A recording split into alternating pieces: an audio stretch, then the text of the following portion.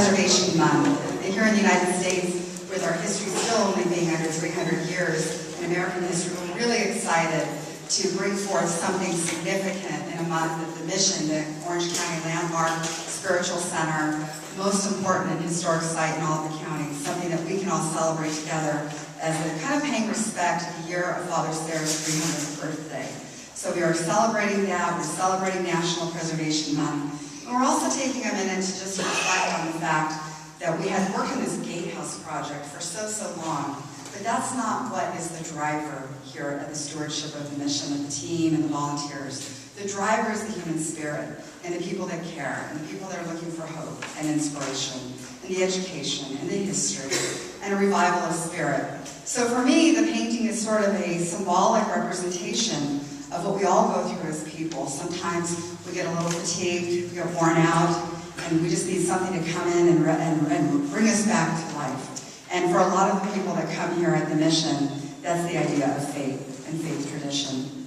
So today's performance or event is all about coming back to you as a community. We promised you back about a year ago that we would look and see what was covering this historic painting. And how many of you were here a year ago?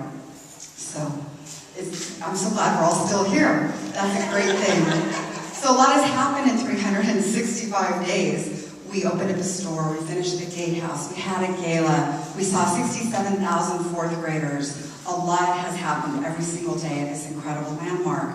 But nevertheless, the project back then was to determine a scope of work for a painting that had sat hidden for 40 years behind another painting called the Maldonado painting. So for those of you that weren't part of that presentation a year ago, we weren't sure we were going to find anything behind the Maldonado painting. And for the parish community that worships here every day at the 7 o'clock Mass, for 40 years, that was their primary painting that they connected to. So we had to be sensitive that in the idea of restoration and preservation, that we didn't negate or undermine what was valuable to people that had been praying and worshiping here for 40 years. The weddings, the baptisms, the funerals, and the sacraments, as well as the celebrations and traditions of a landmark. So we went out for a scope of work, we did bids. We received about 5 different proposals. And I would just like to take a moment, the people that worked on this with me were Jennifer Ring, who's hiding in the back by Our Lady of Guadalupe. Jennifer is our register from the museum, and Sam Duran, our preservation manager. And together, the 3 of us entertained these different proposals, and we evaluated and interviewed the different consulting firms. And at the end of the day, we decided that the firm we felt would be the best fit for the spirit of the mission, which had adopted a philosophy of restrained preservation, not over-intervention, not over-restoring, not over-cleaning up, not intervening too much with the artist's original intention. Because sometimes when things are over-restored, they look so darn new that you've lost that essence of old. So we wanted a conservator, a painting firm, our conservator team that would respect the artist's original intention, address the damage, address the humidity issues, all of the tears, all of the things that we didn't yet know would be happening in the discovery of this painting. Things that we discovered along the way. The top and the bottom of the painting were too long. They had been folded over. So when we took the painting out, the painting was bigger than what we all thought it was. So actually, Scott's going to probably address that, I hope, in his conversation with you. So we had to figure out how do you put a bigger painting back into a smaller original space. The right team for this particular project was Fine Art Conservation Lab and Scott Haskins out of Santa Barbara and his esteemed group of technicians and experts. Scott rose to the top in the interview process as someone whose background was keenly appropriate for our work of restrained preservation, a respectful eye, and a sense of stewardship.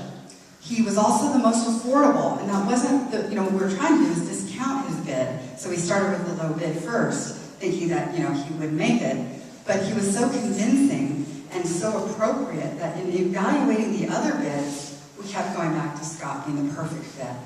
He could speak the language that the public needs to hear. We don't want to be so academic that we're not approachable. We don't want to be boring. We want to make sure that everybody leaves here a little bit changed from this experience, and Scott was the right guy. So now we had a scope of work and a budget was about $50,000. That didn't count the travel time, and it didn't count the light, and it didn't quite count the framing. And we went to the public and said, who wants to help? And in a remarkable gesture, I received contact from a woman who's been greatly supportive of the mission with her husband, local residents, volunteers, activists for the community, people that aren't necessarily parishioners, but love history, love San Juan Capistrano, and love this mission. And so those two people who have been long time celebrated here at the mission and were the recipients of the Romance of the Mission Gala Preservation Award several years ago said, we would like to fund this amount of money for this painting. Well, we don't get those kind of calls every day at the mission. A call of $100 is a big deal. I look at every $100 check and write a thank you note, every $10 check. But when you get a gift that's so significant that can help you move a mountain and bring back a historic painting, it really enlivens you to continue to do the good work. And so then we went out to the rest of you. And if you gave a gift to this project of any size, whether it was $1 or more, raise your hand just so we can say thank you to all of you, because I know some of you did. Thank you for those gifts, because together as a community, we raised over $57,000. And we raised that money in memory and honor of people that passed. There are people whose lives are no longer here, that a gift was given to celebrate. We received gifts of small amounts from people on fixed incomes.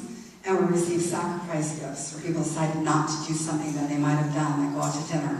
So people made a decision to bring back this incredible painting. With that being said, I'd like to shift our time here and call our major donors, our friends, Jan, Warren, Siegel, if you don't mind coming up.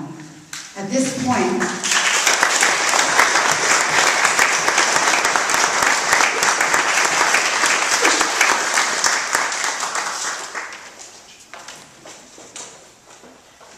these guys, how's that for good English? These two people moved a mountain, and they inspired all of us who work at the mission to see how hard it is to raise money for Landmark with their incredible gift. And so the team of all of us, Barb, Sam, Jennifer, we thought the best people to unveil the painting were the people that made it possible in the biggest significant way financially. So they didn't know that they were really going to do this. And so if you wouldn't mind, Sam has given strict instructions to Jan about not overexerting her muscles and how to pull the wonderful curtain down. So we're going to have Jan and Warren unveil the painting for us all. And if you wouldn't mind, we'd love to have you do that. So maybe we'll just, you should go together and go left or right, I understand. And we'll just say like a 3, 2, 1.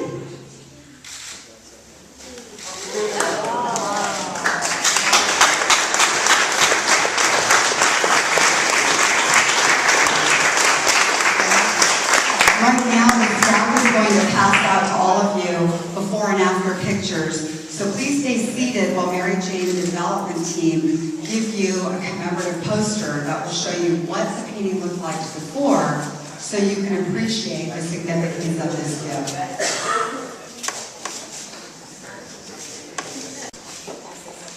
think I'll just jump into this while we get this passed out. We did have a very special gift to give Jan and Warren, and I know that they did not make this donation for a gift. Nobody ever really does it for that. But we did have a very special aerosol piece of jewelry made celebrating your faith tradition, Jan, from our mission to store for you. So,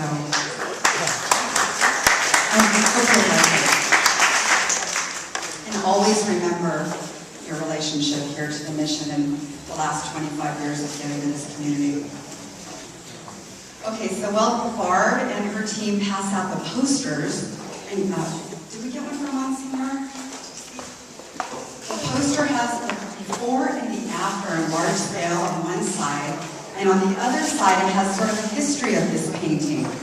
And the side with the history tells you how this original painting was in the historic Sala for a while, and how the Maldonado painting was painted and hung in Sarah Chapel.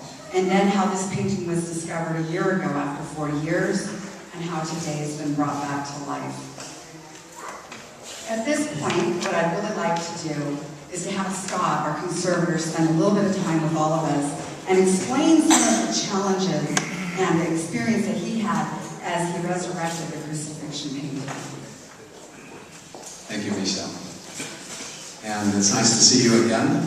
Glad we have this wonderful occasion to meet again. We had some interesting discoveries during our process of working on this painting. When I spoke to you before, I pointed out to you that we had kind of, and Michelle also intimated this, that we had two purposes. The most important purpose, or the most important step, or the most important challenge that we had was to preserve the painting. Now, you can preserve something and still have it look awful, as long as the condition is stable. And so we went through a preservation problem that actually, a preservation process that actually is not really compatible with the way it looked. If you were to turn this painting around and look at the back side, the material on the back is a bright yellow. And it's totally synthetic. And the stretcher bars are aluminum. We thought that we would try and foil the purposes of all of your termites in this building and give them something that they couldn't gnaw on. And so we put aluminum stretcher bars or a frame system behind it. And the backing system on this is very stiff. No one could come up with a knife, for instance, and cut it. We hope, of course, that nobody tries. But the painting, if you look at the photograph of the painting before it was worked on, you can see it sagging badly. And to tell you the truth, the photograph actually that you're looking at actually looks better than it did when we took it down. But the painting was sagging badly. So now the painting is again in plane, or it's back in its place. Let me tell you a few of the discoveries that we ran into while we were working on this. Of course, one of the questions is, how do you get this thing off the wall? And because this frame is part of the architecture, it's plastered to the wall. So we had to begin dismantling the frame and cutting it off the wall. And then we found out that this big painting was held onto the wall with one screw at the top center spot. And so once we took that screw out, it took about 4 or 5 of us, and we just lifted it off the wall. We took it out that door over there, and we had an art handling company that then picked it up in the back and brought it to our lab. And we did it on December 7th, a Thursday night, and it was like we were thinking, well, this is Pearl Harbor Day, we're doing something kind of special. Pearl Harbor Day. So the first thing that I noticed is that I had made a mistake in estimating how the painting was put together. Once we got it off the wall, I could see, I had thought maybe that the painting had been put together with 3 pieces of canvas. And back in the day, in the 1700s, of course, this is a very poor area. And for them to even put together a painting of this size, they would usually sew together 2 or 3 pieces of canvas. So I could see among all the dust and the dirt that at least there were 3 pieces.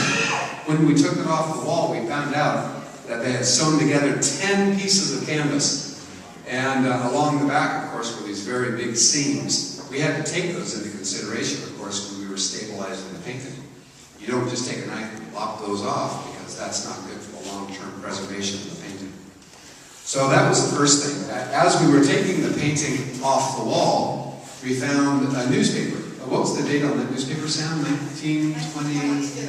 April 13, 1922. So that was fun, to find a piece of history, kind of a time capsule behind the painting.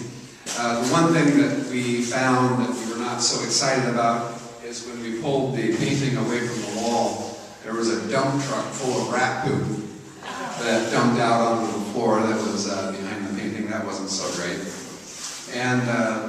But we also noticed, as Michelle mentioned, that the painting had been, the last time they put it up on the wall, the painting had been shortened on the top and the bottom. Now you'll notice on the top of the painting there's a scroll at the top of the cross. And you can see that the top of the scroll is right up to the frame. Well, about 4 inches of that scroll used to be covered. So you're seeing it for the first time since probably 1927. As you know, that placard above the cross was written in Hebrew, was written in Greek, and was written in Latin. And I think it said, "Here is Jesus Christ, King of the Jews." Is that Jesus Nazianzus Rex Videor. Jesus Christ, King of the Jews. King of the Jews? Well, the Latin on this is flaked off. It's gone. And we did not reinvent it, of course, in the same spirit as we were talking about Michel. We were not going to reinvent things that were gone. The Greek is still there. And then around the stretch of ours, so you can no longer see it, is the Hebrew. And so the Hebrew was hidden and was, we didn't even know it was there. So when we took it off the wall and we looked around the back side, there was the Hebrew part of the scroll. So in recuperating that top part of the painting, we were able to recuperate that important part, not only of the message, but of the composition of the painting. So that was exciting. And then another discovery was that we found that about 4 inches of the painting was wrapped around the bottom. And that covered over most of this bone that you see here on the bottom, so that we thought that made this kind of white spot next to the skull may have been a rock. Well, when you recuperate the bottom several inches, you can see that it's a bone. But the most interesting part was that the signature, the frame came right up to the bottom, and you could barely see where it says Bre, which would be maybe part of Octobre, Novembre, or something like that. And then it says 1800. But Jose Francisco Zervin was completely covered over it, so we had no idea who the artist was, and that is the artist's name, Jose Francisco Zervin. And then underneath is Pingst, which is Latin for painter. And so that is, and it was really thrilling to find the original signature of the artist of the painting. So that was the beginning process and discovery process with this painting. Very interesting things. Let me point out a couple of things that you're going to know and that nobody else is going to know. If you look at the painting and you come up and you kind of eyeball at this, you're going to know there's a bunch of lumps in the painting. And those lumps, and you may even notice in some of the areas, there's like some areas are smooth. Those are all due to the original technique of painting by Jose Francisco Zervin. And because the back of the painting is smooth, and so those bumps that you see are all underneath the paint or as part of his painting technique, and we had no idea, we didn't uncover any of it, so we don't know why those bumps are there, but that's part of the original painting that you're looking at. All of the composition that you see is original. We did not invent anything. We did not, like if there was an area of detail that was missing, we didn't reinvent it. But what we did is there were some areas that kind of just stood out as being obviously damaged. And so after all of that was stabilized, all we did was tone down those areas just so they didn't jump out at you. So actually, if we were here pointing out different things, maybe even in the photographs, you would be able to see that we just lightly toned down some areas so they didn't jump out at you. And when we did that, and we left the painting as original as possible, all of a sudden everything came into focus because there was nothing distracting your eye. And so when you look at the painting now, it preserves or conserves the entire personality of a painting from 1800. It is completely in line with the whole feeling of preservation at the mission. It looks like it belongs at Mission San Juan Capistrano. And the painting as a whole reads really well. They're going to play with the lighting a little bit, and the lighting itself is new and is giving you a whole fresh look on things. But this painting, I expect, will... one thing I wanted to tell you, of course, and I haven't told Michel this either. When we, of course, we now had as she mentioned, we had a painting that was longer than before, and this frame used to come up to here. And so we had to extend it down and reform, make it so it would fit. And but we found that probably 100 years ago, when they were installing it, they had no idea about earthquake safety, obviously. And so we were here putting it back up on the wall, and that top right-hand corner, which should have been anchored into a post in the wall. When they originally put it in the wall, they missed the post. And the bolt that was supposed to keep it in the wall was just barely hanging on to the wood. And when we put it in, we just barely touched it, and it jumped off the wall, and I caught it on the wall, and it would have killed the guy standing there.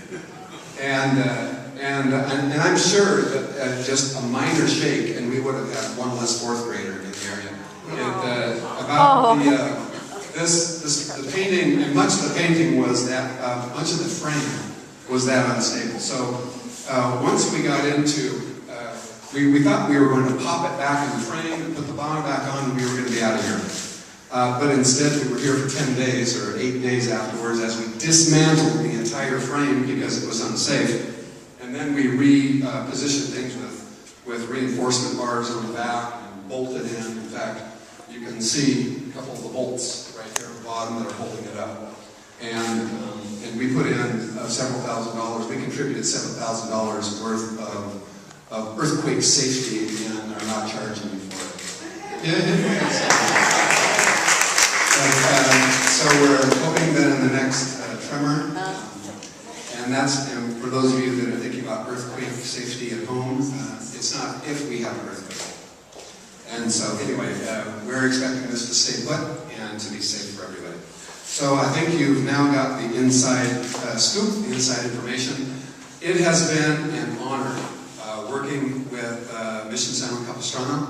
It has been just a wonderful feeling of community participation, and it has been fantastic. Your personnel here, Michelle and Sam and Jennifer, were fantastic to work with. They are top-notch, top-flight, top-drawer people that we enjoyed working with, and you can be really proud of the emotional commitment they put into your organization and the purposes you have here at the mission. They're just a dream to work with. So thank you very much for including us. It's been a real privilege, and thank you very much for the opportunity to talk to you today.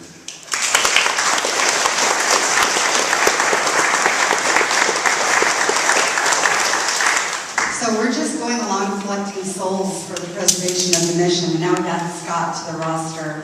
It is such a privilege and honor for all of us to serve the preservation of this landmark and its meaning and relevance. And it happens because of the human spirit. It happens because real people lived and real people died, and real people will continue to live and come through this church, this chapel, and this landmark. I'm so proud to have all of the people that helped us pay for this, but more importantly, to have the community step forward and take time out on a busy Wednesday at 2 o'clock to have our pastor, Monsignor Holquin, put this at the top of his agenda, to be here with us. It's just great. It's a true testament to the kind of people you all are here today. So what I thought I would do, are there any questions that you might have for Scott? Scott, please join me back up here. This is Don Tryon, Historical Society. Hi. What's happened to the old painting that used to cover it? I'm sorry? What's happened to the old painting that used to cover it? The painting by Mr. Maldonado is in the storage area across the mall. And the plan for that, which is probably your second question, because I know you so well, actually Scott did a light treatment of it and a little bit of a rehabilitation to it, so it's in safe condition and not eroding. It's in safe archival condition right now. Right now, the Preservation Foundation will shift its gaze to the preservation and conservation of the historic sala. We will evaluate the opportunity whether it can be shown there as part of the interpretive voice there, or whether we'll put it on travel and loan to public institution. But it's not for sale, and it's not going on eBay. It'll be available to the public in a way that connects this mission. But we don't want to make any strong commitments that it's going to permanently put back in the sala because, we have to go through that assessment. But we do want to make sure the public is to enjoy it. Any other questions? This is Barb Skopak. I was wondering, you said the newspaper in the back was 1922. That was also the year, if memory serves me correctly, that the retablo was put in. I was wondering if there was anything on the newspaper that mentioned. The paper was a Los Angeles paper, and in perfect barbed wire fashion, she ran to the internet to Google what was happening that week and came running down the stairs to tell me it was Easter week. So we knew that the painting was probably installed Easter week, which set our goal for this project to be done in the Easter season. And then with May being Preservation Month, we just sort of adjusted things and the frame challenges that came up. But it wasn't a local paper, it was a Los Angeles paper. And most likely when the chapel was going through its major restoration under Father O'Sullivan, obviously he probably stuck the paper in, because I have to say, and Sam can back me up on this, we have found notes from Father O'Sullivan over the years on projects that we've uncovered, namely the prayer card frames in the Treasures exhibit. So he might have had a little bit of a good sense of humor, and on the burial registry for a coup when he passed, he wrote, "Mi buen amigo," my good friend. So he had little notes he left around for us. There is a great description of the night that they installed the chapel with all of the people who were in the procession. Maybe there's something that would correlate with that. It's in the church record. You know, we're always looking for more to tell and more stories, and we'd love to have you help us with that, or anybody. There's lots of stories to tell that are worthwhile. We're going to add another audio stop for Station 12 on our audio tour in 6 languages this summer, so that will be amended. But the additional stories you speak of, I'd love to sit down and get your input on that. Anybody else have a question? Stump the conservator? Well, you know, Scott was very gracious with his comments, but again, it's all of us, every single one of us that makes a difference, and especially the team here that is willing to give up their child care time and their family time to work late into the night to get the lighting focus right. Thank you, Sam, for that. The 2 small ones at home. Thank you, Barb, for all the events you put together to support the fundraising of this. And to Jennifer, who arranged all the meetings with Scott. We actually did this conservation project with his location in Santa Barbara using Skype.